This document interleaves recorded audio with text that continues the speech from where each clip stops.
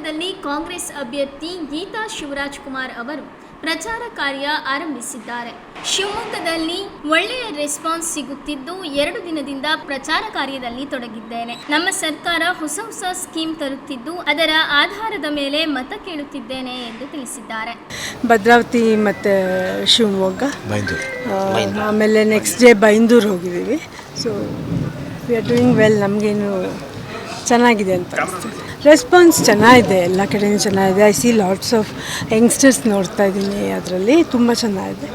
So ಆಮೇಲೆ ಅವ್ರ ಸಮಸ್ಯೆ ಏನಿದ್ರೂ ಅದಕ್ಕೆ ಇವಾಗ ಇರೋ ನಮ್ಮ ಸರ್ಕಾರ already it's doing helping everybody.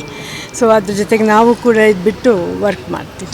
ಅಭಿವೃದ್ಧಿ ಸರ್ಕಾರದ ಆಲ್ರೆಡಿ 5 ಗ್ಯಾರಂಟಿಲಿ ಸುಮಾರು ಕವರ್ ಆಗುತ್ತೆ. ಅದರಲ್ಲಿ ಇನ್ನೂ ಜಾಸ್ತಿ ಸ್ಕೀಮ್ಗಳನ್ನ ಗೌರ್ಮೆಂಟ್ ಇಂಪ್ಲಿಮೆಂಟ್ ಮಾಡಬೇಕನ್ನೋ ಚಿಂತನೆಯಲ್ಲಿದೆ.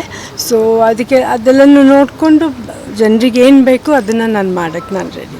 ಕಾಂಗ್ರೆಸ್ಸಿಂದ ಏನಾಗ್ತದೆ ಅದನ್ನೇ ನಾನು ಫಾಲೋ ಮಾಡಿದೆ, ಯಾಕೆಂದರೆ ನಾನು ಕೂಡ ಆ ಪಾರ್ಟಿಲಿ ಇದ್ದೀನಲ್ಲ. ಬರೀ ಗ್ಯಾರಂಟಿ ಅಲ್ಲ, ನಮ್ಮ ಗೌರ್ಮೆಂಟ್ ಇನ್ನೂ ಇವಾಗಷ್ಟೇ ಹೇಳಿದೆ, ಇನ್ನೂ ತುಂಬ ಸ್ಕೀಮ್ಸ್ ತರ್ತಾ ಇದೆ ಅದ್ರ ಮೇಲೆ. ಸೊ ಆಮೇಲೆ ನಮ್ಮ ಕಾಂಗ್ರೆಸ್ ಪಕ್ಷ ತುಂಬ ವರ್ಷದಿಂದ ತುಂಬ ಇದರಿಂದ ಇರೋ ಹಳೆಯ ಪಕ್ಷ ಅದು.